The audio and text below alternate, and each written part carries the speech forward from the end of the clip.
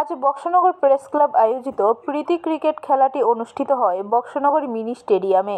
খুব জাঁকজমকপূর্ণ এই খেলাটি অনুষ্ঠিত হয় আজ সকাল 10 ঘটিকার সময় থেকে। জার্নালিস্ট রিক্রিয়েশন ক্লাবের খেলোয়াড়রা সকাল 9:30 বক্সনগর আসে।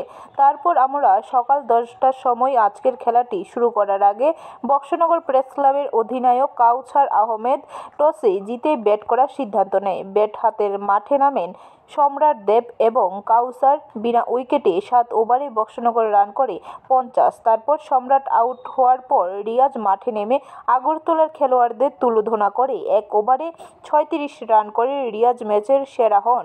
কাউসার আহমেদ 16 ওভারে বক্সনগর প্রেস ক্লাবের রান হয় 143। অপরদিকে আগরতলার খেলোয়াড়েরা 16 ওভারে 115 রান করতে সক্ষম হয়। আজকের খেলায় প্রধান অতিথি ছিলেন এলাকার জনপ্রিয় বিধায়ক তোফাজ্জল হোসেন মহোদয় এবং পঞ্চায়েত সমিতির chairman, vice chairman, Boxanagar press ক্লাবের সম্পাদক, সভাপতি এবং বিশালগড় প্রেস ক্লাবের সম্পাদক তাজুল ইসলাম।